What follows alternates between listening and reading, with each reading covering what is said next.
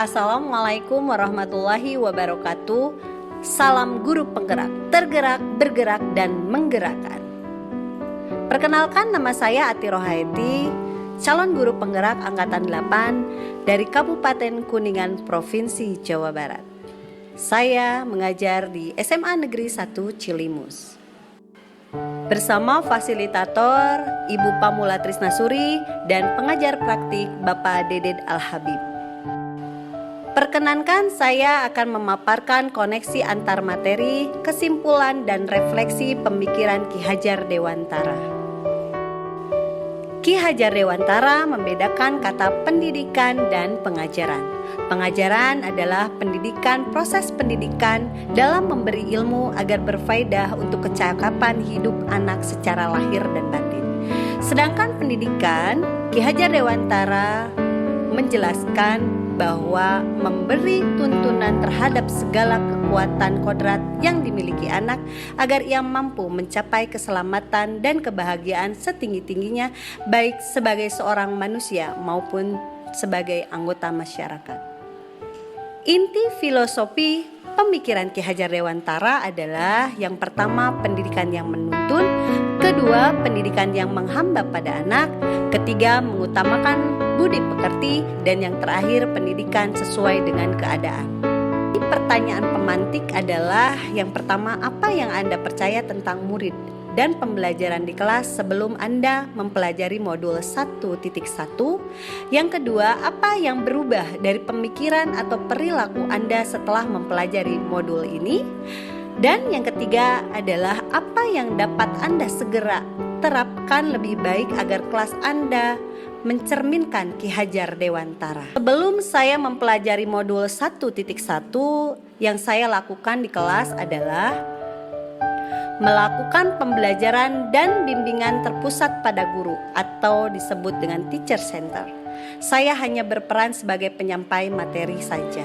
Metode yang sering dilakukan seringnya adalah metode ceramah, sehingga anak bosan atau terlihat enggan untuk aktif dan interaktif. Saya guru BK, saya menganggap bahwa setelah penyampaian materi bimbingan, saya menganggap semua paham dan beres dalam proses penyampaian materi bimbingan saja. Dan saya enggan untuk mencari sumber belajar untuk menggali potensi siswa, baik dari potensinya, minatnya, dan bakatnya. Enggan juga untuk memperhatikan gaya belajar siswa pada umumnya. Semuanya dianggap sama dalam gaya belajarnya, padahal siswa mempunyai karakter yang berbeda-beda sesuai dengan kodratnya masing-masing. Ketika rekan sejawat menyampaikan bahwa nilai akademik siswa sudah mencapai KKM semua, maka saya menganggap siswa sudah berhasil dalam proses belajar. Saya juga tidak memperhatikan sikap dan tingkah laku siswa karena menganggap bahwa tidak ada masalah yang muncul dan tidak ada aduan dari wali kelas, ya sudah. Saya menganggap bahwa siswa baik-baik saja dan mempunyai budi pekerti yang bagus. Saya juga tidak memberikan kesempatan kepada siswa untuk memberikan ekspresi perasaan yang dirasakan selama proses pengajaran atau bimbingan berlangsung. Setelah saya mempelajari modul 1.1 tentang konsep pemikiran pendidikan Ki Hajar Dewantara, saya merenungi bahwa yang selama ini saya lakukan dalam proses pengajaran atau bimbingan harus ada yang dirubah karena tidak tepat saya lakukan. Saya melakukan pembelajaran yang berpusat pada anak atau pada siswa yang disebut dengan istilah student center. Guru bukan aktor utama lagi dalam proses pembelajaran dan bimbingan, namun guru menjadi pelakon di belakang layar yang berperan bukan hanya menyampaikan materi saja, tetapi memberikan tuntunan kepada siswa dalam menyulut semangat dan ide kepada siswa untuk menggali potensi bakat dan minatnya sesuai dengan karakternya masing-masing, dengan rasa hormat, penuh kasih dan kesabaran. Kolaborasi dengan teman atau guru menanyakan perihal keunikan karakter siswa di kelas dalam rangka melengkapi data dan fakta sehingga kita tahu apa yang harus kita lakukan dalam proses belajar dan bimbingan. Menggali potensi minat dan bakat siswa dengan sumber belajar yang lebih menarik, seperti dengan memakai bahan di dalam kelas, peralatan sekolah seperti kertas, spidol warna, dan sekitar sekolah seperti daun-daun, ranting-ranting, dan sebagainya. Melakukan asesmen dalam rangka mengumpulkan data kebutuhan siswa dalam melakukan proses bimbingan, karena anak terlahir dengan kodratnya masing-masing. Dengan proses asesmen, kita bisa menemukan gaya belajarnya, kebiasaan yang sering dilakukan siswa, kebudayaannya, keadaan keluarganya, dan hal-hal lain yang mendukung untuk kebutuhan siswa dalam proses pengajaran. Menciptakan suasana kelas yang menarik, aktif, dan interaktif, yaitu dengan ice breaking, menonton video motivasi, dan melakukan kegiatan pengajaran di luar kelas yang lebih memberikan ruang aktif siswa.